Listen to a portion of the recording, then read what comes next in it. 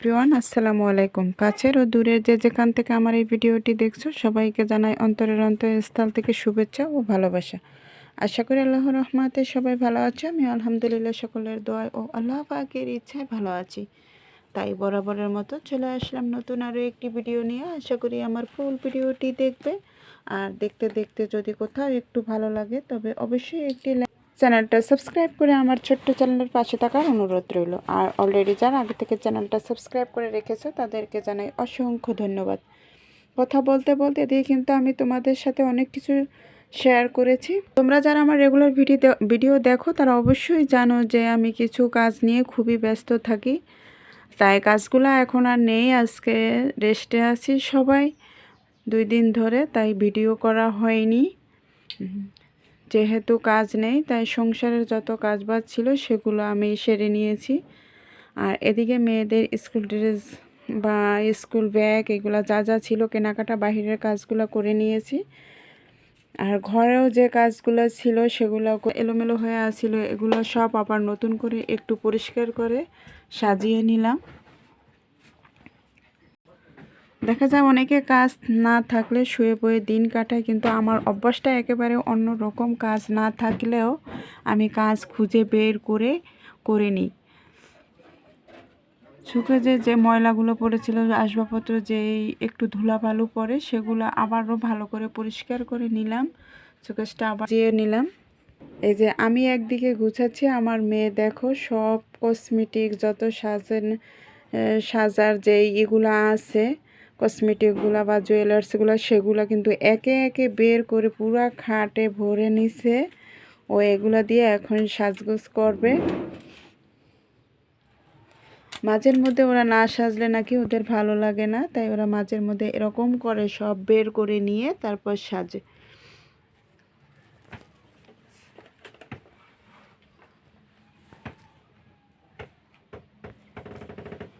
আমিও কিন্তু কয়েকদিন পরে পরে আমার যে শাড়িগুলো আছে এগুলো আবার বের করে ঝেড়ে ঝেড়ে আবার রোদে শুকিয়ে তারপর আমি এই যে সাজিয়ে গুজে আবারও রাখি।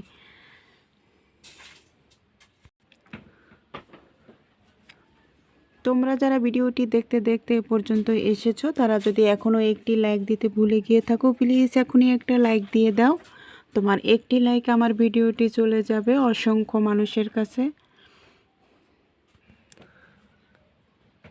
প্রতিনিয়ত চাচ্ছি যে প্রতিদিন ভিডিও আপলোড করব, নিত্য নতুন ভিডিও দিব, কিন্তু সময়ের সংকটের কারণে ভিডিও দেওয়া হয় না।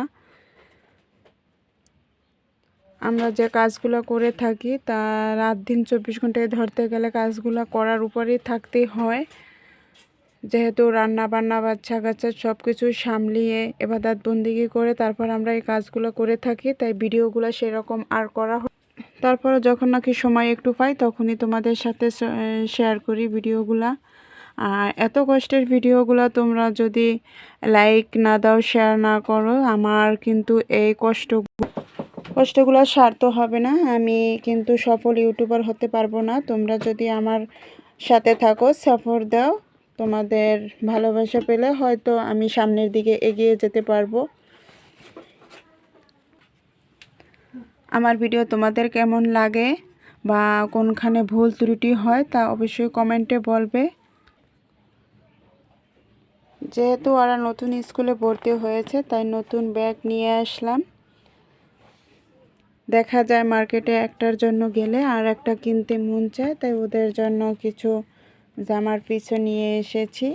এই যে টিস্যু কাপড়ের, তাই এই জামাগুলো আমি বানাতে দিব।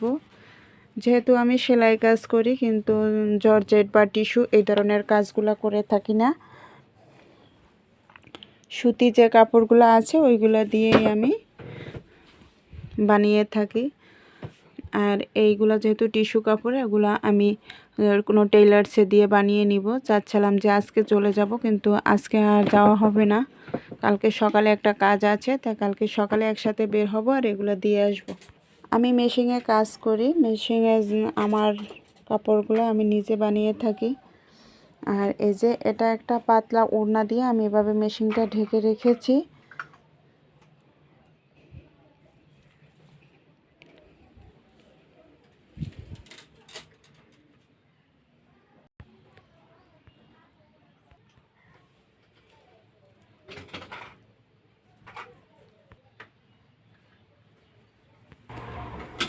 তোমরা যারা আমার ভিডিওটি দেখতে দেখতে পর্যন্ত এসেছো তারা যদি এখনও একটি লাইক দিতে ভুলে গিয়ে থাকো, প্লিজ এখনই একটা লাইক দিয়ে দাও। আর কথা বলতে বলতে আমি কিন্তু চলে আসলাম ভিডিওর শেষ পর্যায়ে।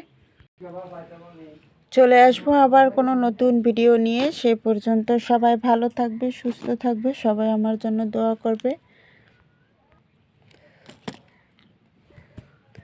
আমিও সবার জন্য দোয়া করি। আল্লাহ হাফেজ, আসসালামু আলাইকুম।